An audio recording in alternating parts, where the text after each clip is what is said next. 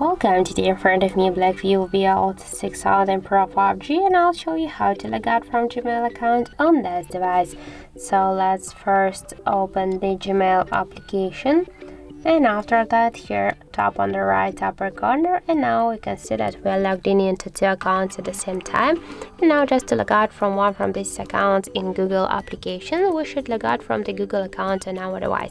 So how we can do that? We should click to manage accounts on this device, and after that select the account which you want to remove, for example the first one.